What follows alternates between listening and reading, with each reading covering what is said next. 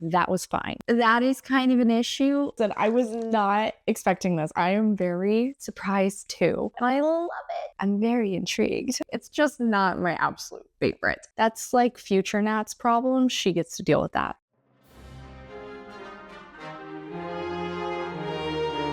Hey y'all, it's Nat. I hope you're having a terrific day today. And for this video, we're going to be doing episode 8 of my Star Wars Canon Project. All right, so before we get into anything bookish, make sure to hit like and subscribe down below. And by the way, happy May the 4th be with you. So I am finally getting around to continuing on with my Star Wars Canon Project. This is basically me trying to read through the novels of the Star Wars universe, which are constituted canon in timeline order. Specifically, I use the one posted over on Yoda's datapad, and I'll put a link to that in the description down below if you are intrigued. It's been a minute since I picked one of these up, but the itch has returned and we're getting back on top of this. First one up for this video is actually the first in what I believe is going to be a trilogy that is set during the time between the 3rd and 4th film. That is The Mask of Fear by Alexander Freed. And this one is supposed to be really focusing on the shift from the Republic to the Empire. And though, of course, Palpatine has promised that there is going to be a new greatness coming around, it doesn't take long for everybody to realize that's not quite what's happening. Specifically, I believe this one is alternating back and forth between Mon Mothma, Bail Organa, and then Saw Gerrera. So these are 3 characters we have already met previously. So I do have sort of an established idea of them, and I'm really intrigued to see how Freed handles that. But also, again, I'm just really interested to see more in this specific time period. I have a feeling this one is really going to stick true to the label of a space opera. So I'm pretty excited to see how this goes. I am even more excited for the next book, which is Sanctuary by Lamar Giles, and this is a Bad Batch novel. See? They always work it out. And I don't even see any blood this time. So this one is supposed to be taking place between season 2 and season 3 of the Bad Batch show. And I have already loved that show. I love the found family of it. Of course, we are going to be following the Bad Batch, the group of Clone Force 99. And though at the end of season 2, it seems like they have maybe found a new home base, of course, things are not necessarily that easy. So it seems like the novel is going to be focusing on the team working along with 𝗖cie, who is a basically space pirate, in order to try and garner some funds that'll obviously help the clone troopers as well as maybe their new home place. But as per usual, things never go that easy. What is supposed to be a very easy transport gig ends up getting the attention of an Imperial security officer on their tail. I am very apprehensively excited for this one because A, I do want more of these characters. I love this little found family, but B, I'm nervous about how this author is going to handle them. I don't believe I've read anything from this author in the Star Wars universe yet, so here's hoping he can match the voices for all of these characters. I have a feeling though that it's not going to be a problem with the next book, which is the second in the Thrawn Ascendancy series. So I'm going on with Greater Good by Timothy Zahn. This one is continuing to follow Grand Admiral Thrawn, but while he is still living in the 𝗖cie Ascendancy and working for their, I don't know if Navy is the right word, but we're going to go with Navy. And off of the events from the first book, there are definitely some people in the Ascendancy who are not necessarily Thrawn's biggest fan right now. He's not nearly as worried about the ruling families competing and trying to take him down, but instead is focused on the survival of the Ascendancy when some sort of unknown villain character starts to make things a little bit more complicated in their worlds. I'm very intrigued. And last but certainly not least is one that I have been very nervous to pick up, Ahsoka by 𝗖cie Johnston. Ahsoka is one of my all-time favorite characters. She is the Padawan to Anakin Skywalker in the Clone Wars TV show. I adore her. But if you've been following this project, you know 𝗖cie Johnston's prior works that I read with the Padme Amidala trilogy are probably some of the worst ones to date. I just did not really connect with this author's writing style, meaning I am really nervous going into this. But I believe this is set after the events of Order 66. Ahsoka has managed to survive and is basically traveling through the universe trying to help people, but at the same time stay on the down low, protect herself, and all the while still struggling with the very complicated feelings she has with the Jedi Order because of how things ended there, and then Order 66 happened. So I am hoping there is some introspection for Ahsoka going on here, but as I said, I don't necessarily have the highest hopes with this author. On that note, I will talk to you guys again when I've started into The Mask of Fear.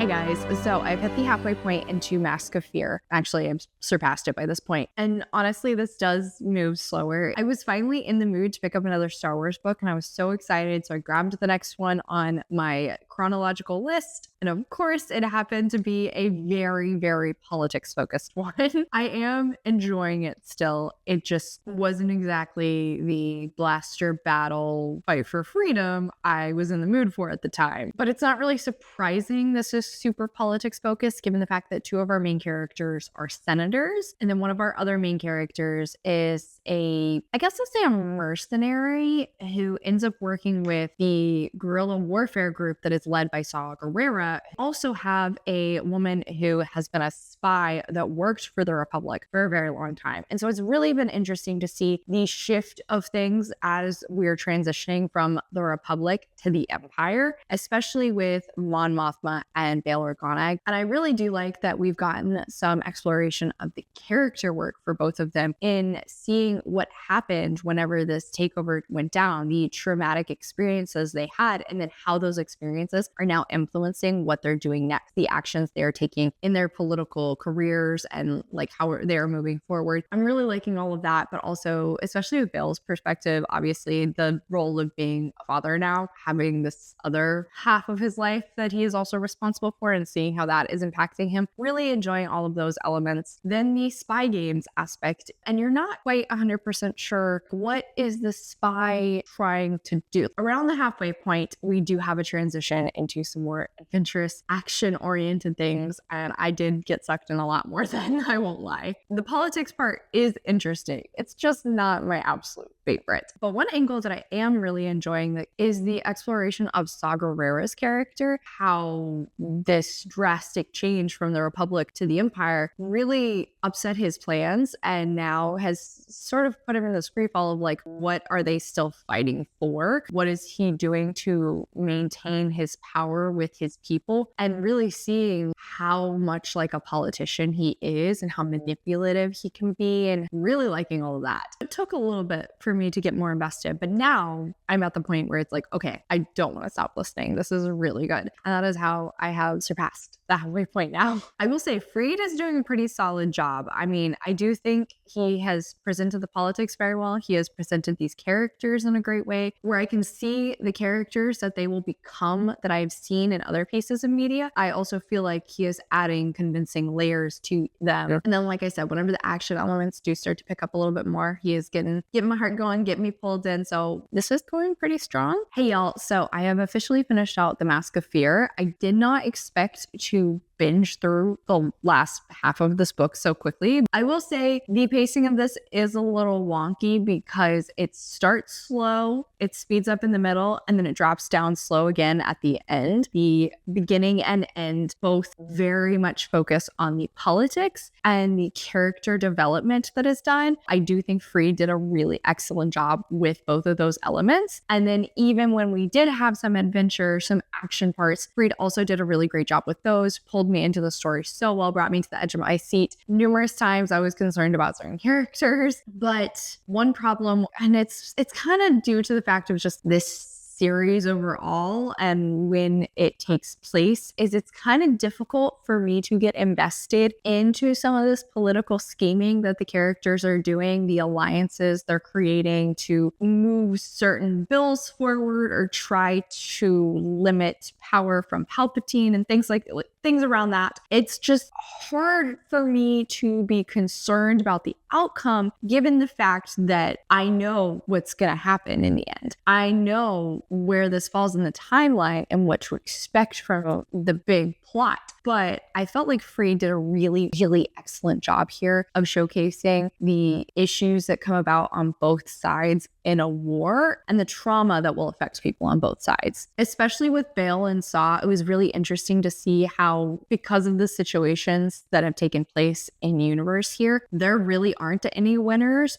apart from Palpatine, who has, masterminded so many of these situations to play out in his favor. But there are so many important elements that come into the conversation we either haven't really looked at in prior pieces of media or are looking at from a different perspective here. And I really, really enjoyed that. Like I said, the way trauma was brought up in many of the characters and how we were able to see the impacts of that trauma on them, how they try to grow from it, but it is still always there and has become such an integral part of them. I felt like that was very, very well presented in the characters. At the end of the book here, I really liked some of the political scheming that was taking place that I know is going to be really important in some of the upcoming events. So that has me very excited to continue on with the next book. I am also excited to see two characters in particular that I believe we see for the first time in this book, but the way both of them were presented and the roles they had, especially towards the end of the book, make me really intrigued if they're going to become recurring characters in some of the future installments in this Reign of the Empire series, especially because both of them are kind of in very interesting positions where it's like they have believed one thing for such a long time, and now after the events of this book, it is starting to shift their beliefs. Probably will change what they're doing moving forward. Like I said, I'm very, very interested to see what's going to happen here. So while this book was not exactly what I went into it wanting whenever I finally picked up my next Star Wars book, I still really enjoyed it. This was a very solid 4-star. I could have done with more action, I won't lie. And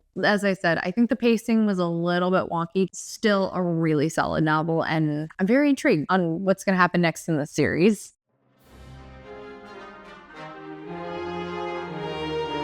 Hello, love. So I have officially hit the halfway point into Sanctuary, the Bad Batch novel. And yes, 100%, this literally feels like a arc of the TV show that just didn't get animated and instead got turned into a novel. And I am not complaining about that at all. I absolutely love it. Have our main cast, the 99 squad minus Crosshair at this point because of where this falls in the timeline. I think it takes place between season 2 and season 3 of the TV show. I kind of wish we were getting a little bit more of Crosshair because he does add such an interesting dynamic to the group, but I do like the characters we are getting to see and how they play in with the little found family. They also end up picking up some passengers to take to a different planet, and they end up being more of a headache than the group is anticipating. One of the passengers, what's her name? Why can't I find her name? 𝗖cie. There we go. 𝗖cie and Hunter. A lot of fun watching those two go back and forth. But pretty across the board, I do have to say, I'm very impressed with Giles' writing style when it comes to all of these characters who already have a voice that's been established in the TV show. And I feel like he's actually doing a really solid job of maintaining that voice for every one of the characters, not just in terms of dialogue, but also whenever we are seeing through one of their perspectives. I feel like there's elements there that make them feel similar, but at the same time, different enough so that I can always distinguish whose eyes I'm seeing through. Tech naturally has this more analytical mindset. He is always kind of picking things apart. Wrecker is a little bit more emotional, but he's also more in tune with the emotions of the other characters. Hunter is naturally like on guard at all times. And then Omega is, of course, like a big old sweetheart. I really loved there was a moment with some animals, and of course, Omega's like, I have a plan. And all of the rest of them are like, release all the animals. And she's like, I come up with other plans, but also yes. So the dynamic of the squad itself also feels very true to what's already been established for me. And that's really great as well. It's kind of just allowing for a really consistent experience, which, like I said, is playing into the fact that this sort of just feels like I'm getting an extra season of the TV show. And I love it. I love it. There is one angle of this that it is expanding on something from the show, but I was never fully sold on it in the show. So I don't know how to feel about it being expanded upon in the book. A nudge towards a romantic relationship being developed, and it's not that I'm not the biggest fan, it's just I don't know if I feel like I'm actually sold on a romance developing between these two characters. It's more like I enjoy watching one of the characters flirt with the other and seeing how the other responds to it, but it does feel like the author is kind of pushing on that a little bit more and trying to amp up the romantic angle. I'm not super sold, but I do like the perspective we're getting of the villain. I don't think his name does not ring a bell. I don't recognize him from anything else, but at the very least, I do like that the voice for the character and his perspective does remind me of other stories that had this sort of a villain. So I do think that's another thing that's just being maintained very well for consistency's sake. So pretty across the board, this is going fantastic. I am so glad I'm finally getting to continue on with this. As per usual, audiobook is always the way to go with Star Wars novels. This case is definitely no different, though I do say this time around, I might have liked if we actually got the narrator to be the voice actor for the clones. That would have been fantastic. But sadly, we did not do that. Even still, I do feel like Mark Thompson is doing a fairly decent job of trying to add the like New Zealander accent and then having the voice for each of the characters that we got from the TV show too. He's matching it rather well. It's not perfect. It's not a one-to-one, but he's doing a good job. Hello, my loves. So I've officially finished out Sanctuary, and I really, really liked this. I don't think really any of my feelings from my first update have changed, if I'm being honest. Action in this, very well done. I think the pacing of it was really solid. Like I said, the overall story really just felt like it was an arc from the TV show that instead got turned into a novel rather than being animated. And I loved it for that. I thought the villains were very interesting, and I really liked how they worked in the grand scheme of the universe. There was an appearance of a certain character that I was not anticipating, but loved getting to see more of them. The found family feels so strong, really enjoyed them. I had a little bit of conflicting feelings about how Hunter was being characterized at some points, but I actually think it kind of works for the arc of his character in the series overall. I kind of pulled back on my complaints. Really, my one issue with this is I'm still not super into the whole Tech and Fee thing, especially because I realized timeline-wise, they don't know each other very well at this point. So I don't really see Tech like encouraging and flirting back with her. But again, I also just was never super sold on like any sort of romantic interest being developed there. But yeah, across the board, really, really enjoyed this one. Like I said, I genuinely cannot think of too many other things about this apart from just I had such a great time and I really liked it. If you love The Bad Batch, I highly, highly recommend reading this one and making time for this novel. Honestly, apart from that major gripe, I think this is one of the best Star Wars novels I've read of late. So this was 4.5 stars. Really, really enjoyed it. I'm really hoping actually that there are more written by Lamar Giles. I think he did a really solid job of maintaining the voice of these characters, plotting the story, and pacing it very well. So I would love to read more from him. I actually think now that I say that, I'm pretty sure he wrote a young adult horror novel that's on my TBR already. So I may have to bump that up my priorities list.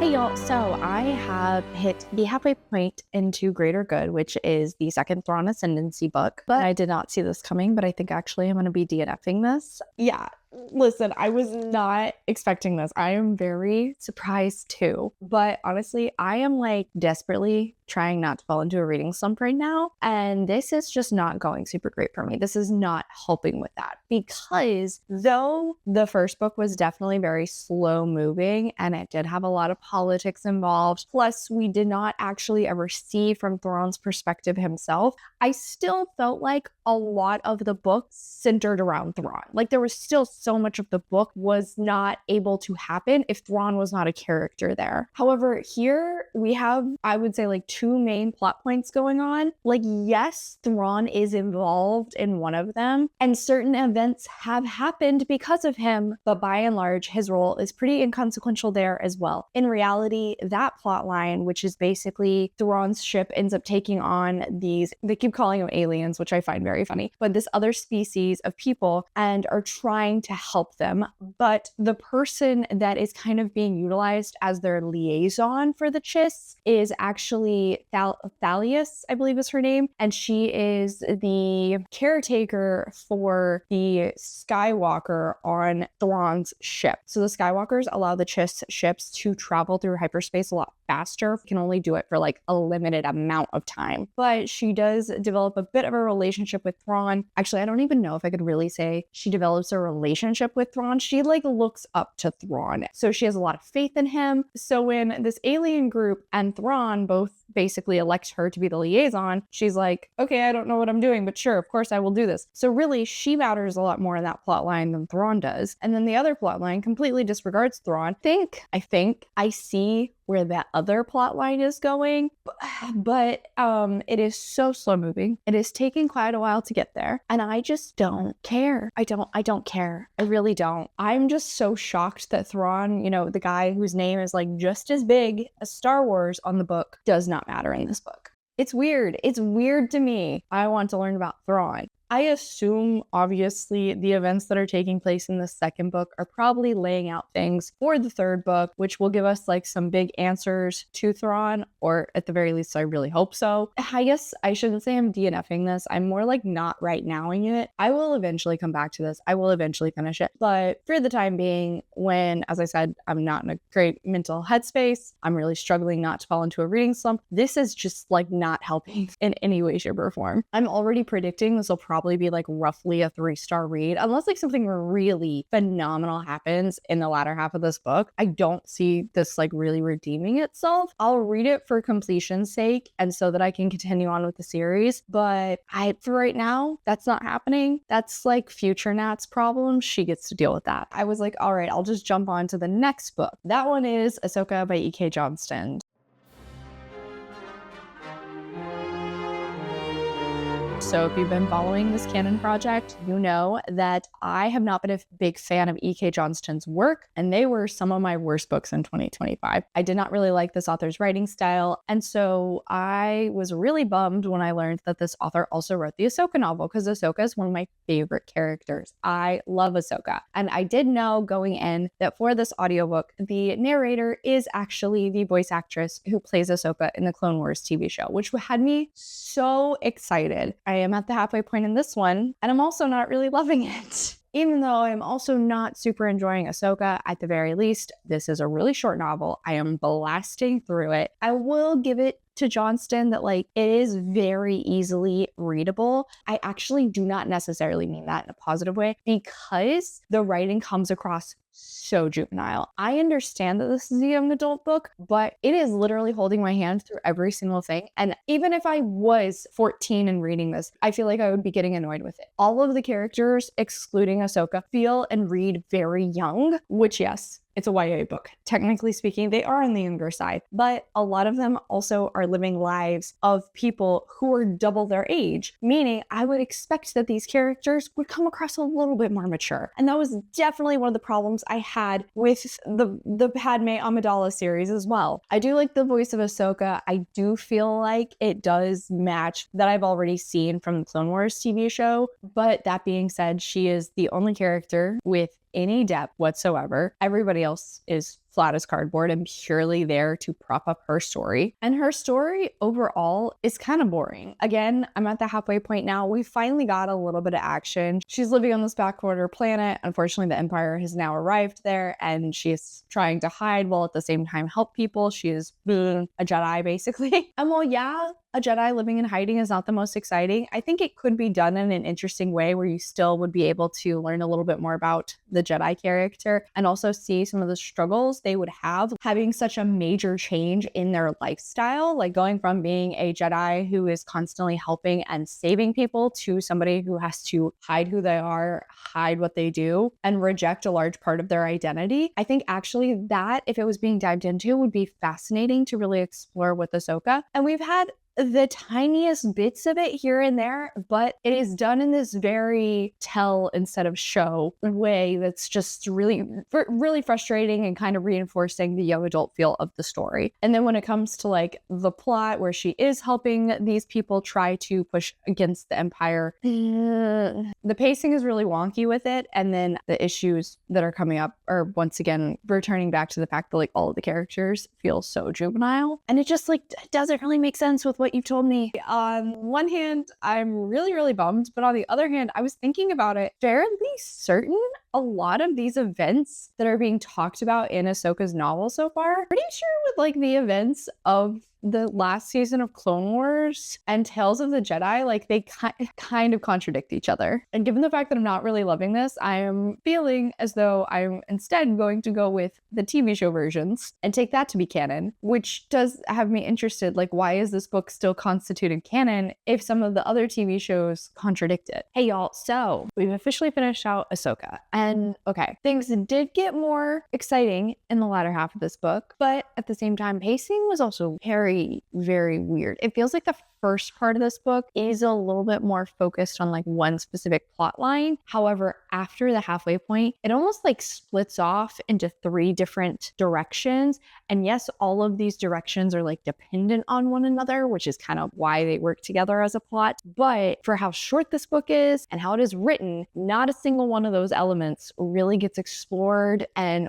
played out in a way that's like entertaining, satisfying, or really, in all honesty, it makes any sort of an impact on either Ahsoka's character or like the larger world of the Star Wars universe. I finished this book and it was very much like, that was fine. I don't actually think this book is really necessary, if I'm being honest. So there was like one specific element there at the end that I did think was kind of fun and just interesting to see Ahsoka interacting with some of these characters, which is such a shame because Ahsoka is such an interesting character. She is so much fun to follow. This basically just feels like a filler arc in Clone Wars almost. Johnston's writing style never really grew on me. I will say I just do not think this author's writing and I get along very well. And given the fact that, like I said in my prior update, some of the events in this book are literally like rewritten with Clone Wars and Trials of the Jedi, I like almost feel as though this book it can be considered non-canon now. Actually, like I think this could be bumped to Legends. This is just 3 stars. It did hold my attention. It did work as a story at the very least. Not a book I'm going to be thinking back on. Not one that's going to stand out in this project. So on that unfortunate note, this episode of Star Wars Canon Project has gone a little downhill, but it's fine. It's fine. We're still making progress. I have a insanely long wait time for the next book in this universe, so it might be a minute before y'all see another canon project. However, I'm really hoping after these last 2 were duds for me, maybe some of these next ones are going to be more fun. I'm pretty sure a Delilah Dawson book is coming up, and given the fact that I love that author's writing style when it comes to her horror, I'm very intrigued to see her writing style in the Star Wars universe. So on that note, that's officially it for today, y'all. Thank you so much for coming to my channel. I really appreciate it. Make sure to hit like and subscribe down below. If you made it all the way to the end of this video, I guess let's just say the spaceship emoji. Let's leave one of those down in the comments. I have links to all of my socials as well as a few ways you can support me down in the description. I come out with videos on Monday and Friday, but until then, I hope that you continue to have a terrific day. Love you. Bye.